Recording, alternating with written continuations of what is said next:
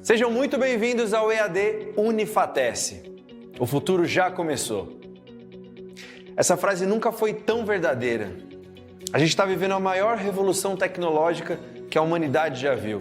São novas formas de trabalhar, de empreender, novos jeitos de se comunicar, novas maneiras de ensinar e de aprender.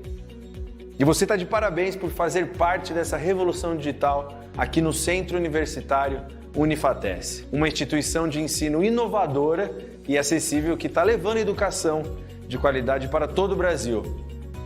Nossa rede de polos parceiros não param de crescer. Já estamos presentes em todas as regiões do país. Ofertamos mais de 200 cursos de graduação e pós-graduação nas modalidades EAD e semipresencial.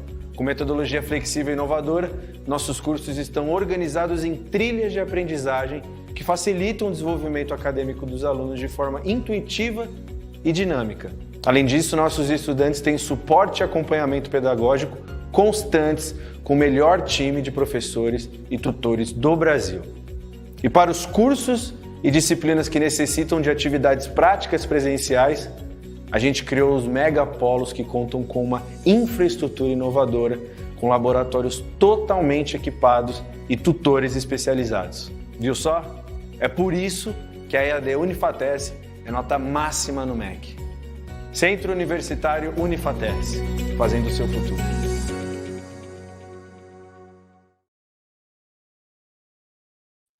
Olá, muito boa noite a todos, espero que estejam muito bem, boa noite a todas também que estão aqui presentes na nossa aula extra de Direitos Humanos. Para quem não me conhece, eu sou o professor Romário Rocha, ok?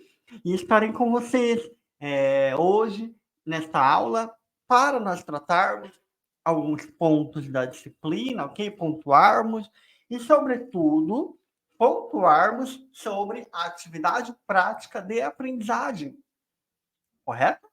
Vocês que estão aí correndo para fazer a atividade prática de aprendizagem, vamos falar um bocadinho sobre a nossa atividade para que você possa desenvolver melhor, para que você possa sanar suas dúvidas e também, ok?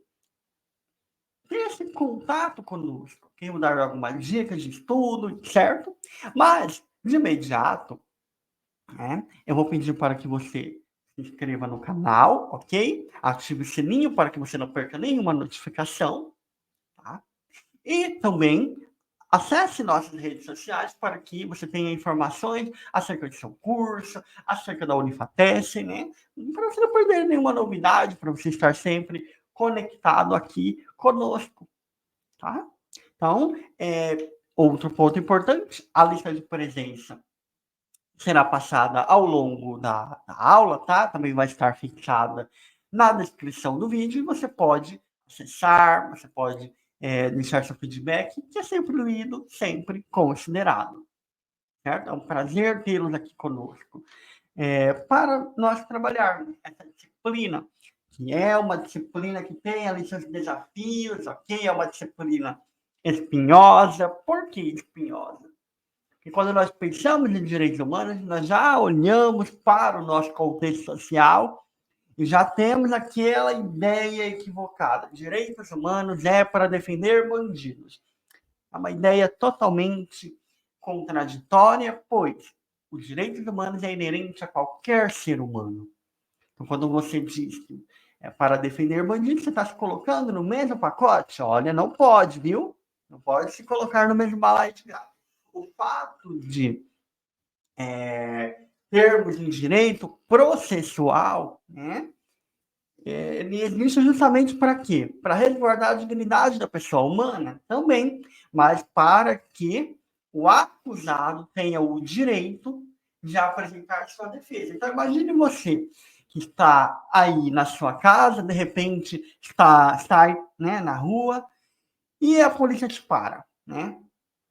E você é levado para a delegacia de forma arbitrária, correto? E logo você começa a responder por um crime que você não cometeu. E aí, como é que fica, né, a tua situação? Então, imagine se não tivesse, né, se tivéssemos um arcabouço jurídico para proteger contra a arbitrariedade do Estado. Por quê? Porque a polícia, ela representa o Estado, né? Estamos falando de segurança pública, afinal de contas. Então, vejam, que você tem o direito de se defender, de exercer a sua defesa. Correto? Então, tá vendo como é que os direitos humanos não é tão ruim assim na prática? Agora, veja, o fato de termos sentenças que, de repente, né, libera criminosos, né, para a vida social, isso não quer dizer que a culpa seja dos direitos humanos. Inclusive, isso não justifica, correto?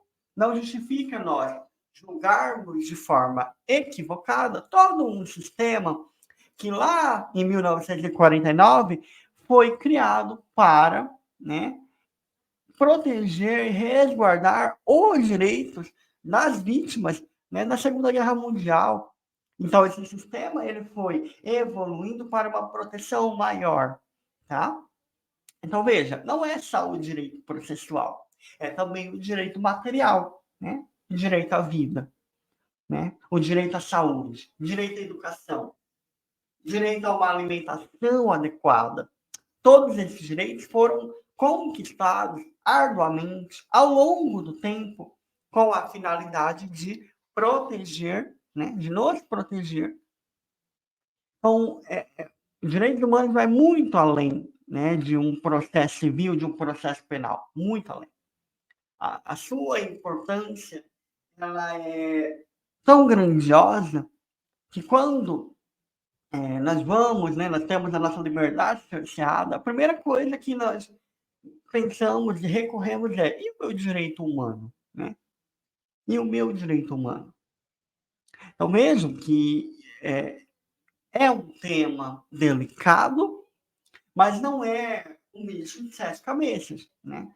Vocês devem ter compreendido durante a aula ao vivo, a aula de revisão, né, que os direitos humanos ele pertence ao direito internacional público, correto?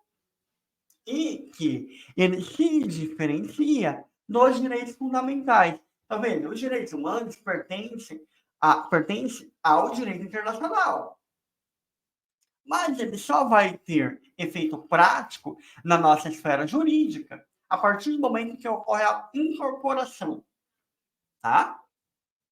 Então, a partir do momento que ocorre o processo de incorporação, aqui dentro do nosso sistema jurídico brasileiro, é que ele produzirá efeito, né? O país vai se tornar o signatário, mas precisa passar pela Câmara dos Deputados e pelo Senado, né? Que é um sistema bicameral.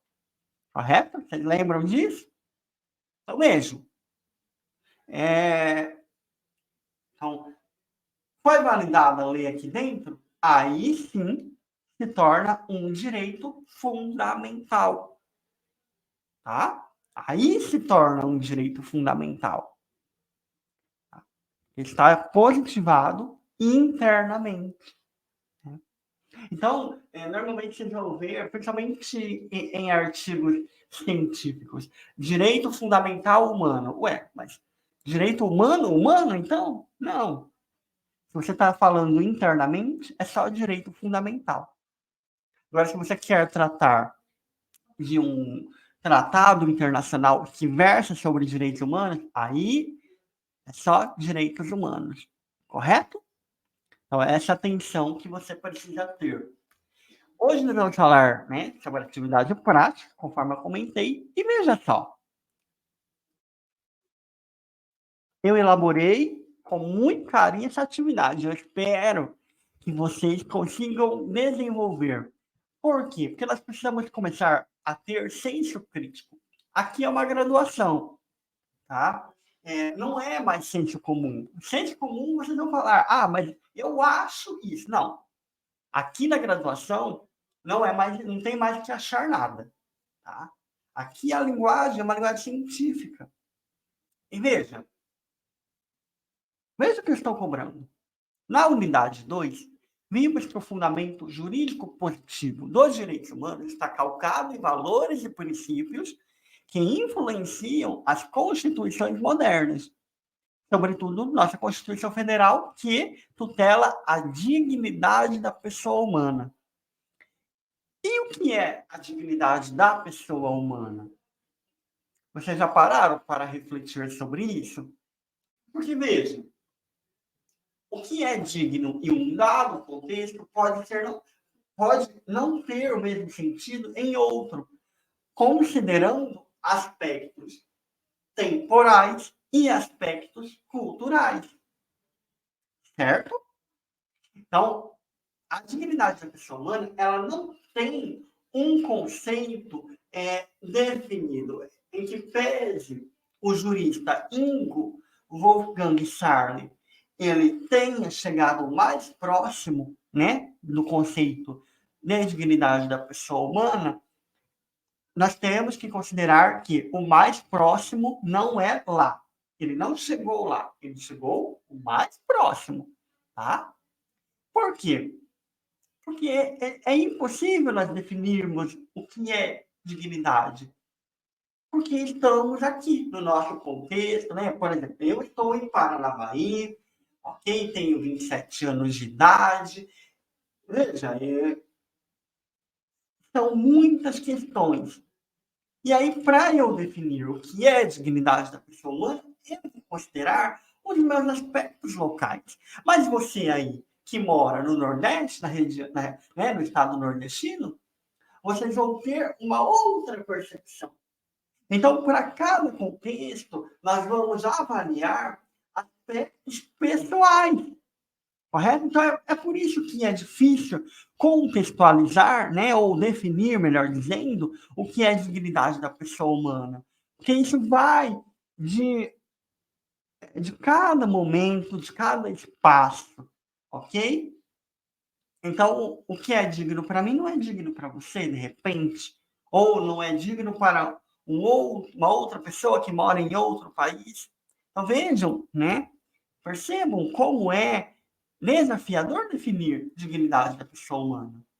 E nós também temos princípios constitucionais que asseguram a proteção da integridade do ser humano, né? O que seria de nós sem os princípios constitucionais? Lembra lá? Direitos humanos é para defender bandidos? Não. Direitos humanos é para defender todos. O direito da vítima e o direito também do agressor. De poder se defender.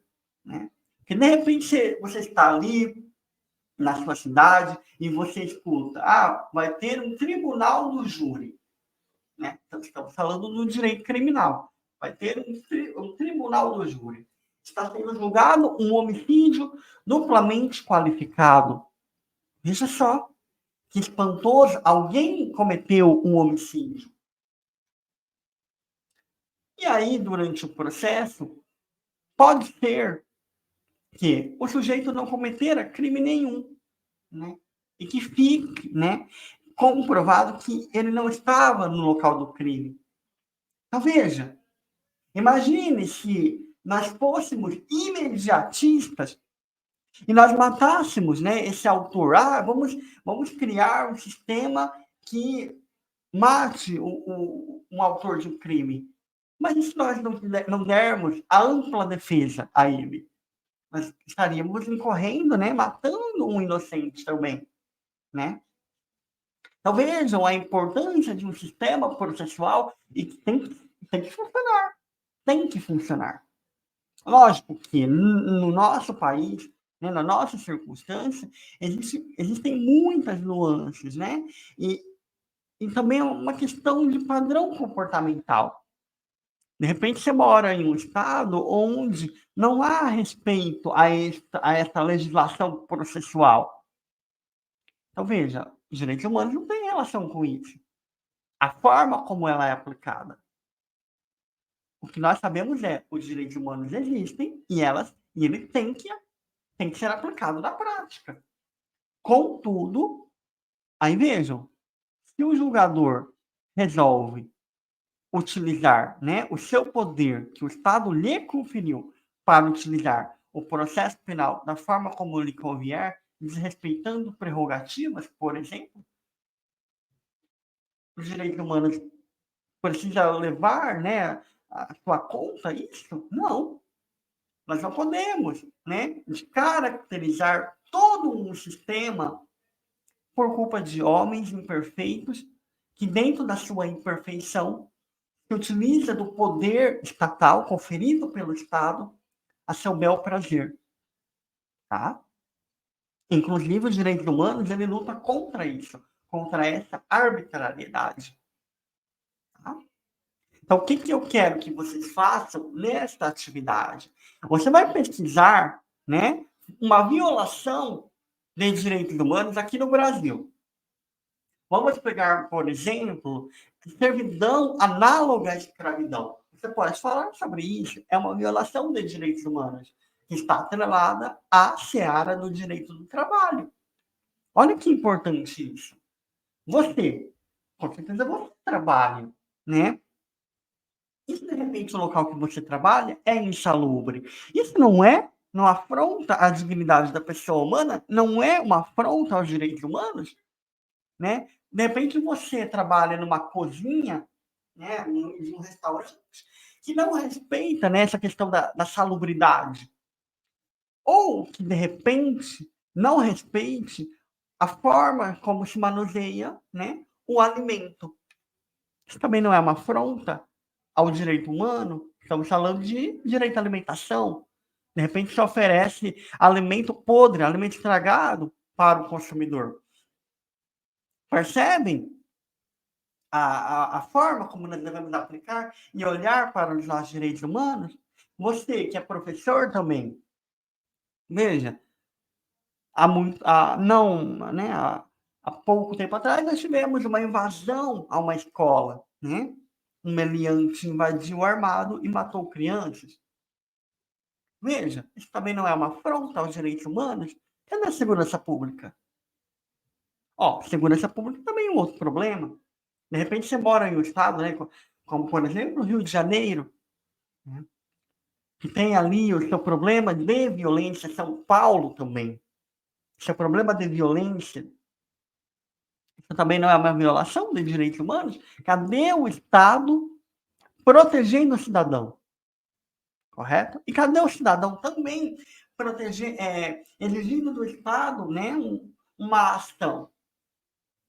Aí nós conseguimos ver que o cidadão ele não exerce a sua cidadania porque, de repente, falta educação a ele, falta informação a ele, uma formação completa, né? Nós estamos aqui. Vocês sabem agora, vocês sabem o que são os direitos humanos. Vocês agora conseguem exercer com um pouco mais de liberdade o seu direito de cidadania. Por quê? Porque agora você tem conhecimento de causa para analisar isso. Né? Então, agora você vai olhar para essa problemática e dizer: olha aqui tem uma violação de direitos humanos. De repente você quer falar sobre o sistema prisional brasileiro e dizer: veja, não está funcionando. Por quê? Porque o sujeito, quando tem a sua liberdade cerceada, ele vai para a prisão, mas a prisão não fornece a ele uma estrutura que o faz mudar, né? Para que ele se reintegre à nossa sociedade. E nós passamos por isso. Isso é cotidiano, né? É por isso que vocês têm essa visão de que é para defender bandidos. Não, é o sistema que não está funcionando. O sistema prisional. E você pode tratar disso, né? E você pode. Você pode e você deve. Tá? E aí você vai pegar essa problemática e você vai redigir, né? Redigir um texto dissertativo, argumentativo de no mínimo 15 linhas sobre o caso que selecionou. Você vai fazer uma redação, ok?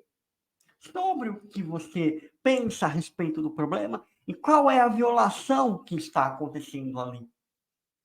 Qualquer coisa, volte à nossa aula de revisão. Eu trouxe um caso, né, fictício, mas que se trata de um problema humano, de direitos humanos, né? De repente você mora em um local que você não consegue exercer seu direito de ir e vir. Também não é um direito humano? Por causa da violência, você não sai de casa. Você vai viver Nisso até quando? É um desafio, é uma proposição que você deve enfrentar dentro da sua redação, correto? Então, eu peço que vocês, qualquer dúvida, voltem ao material, pesquisem na internet, temas ligados sobre isso, e qualquer dúvida podem, né, procurar o seu tutor para que ele possa lhe ajudar, correto? Por quê? Porque esse é um tipo de trabalho que exige um pouco mais de raciocínio crítico. Aqui não é mais do que você acha. Aqui se deve dizer como as coisas devem ser. Por quê? Porque a ciência do direito é a ciência do dever ser. Ok? Nós não estamos falando só de uma deontologia. Correto? Então, foi um prazer estar com vocês nesta aula nessa aula extra.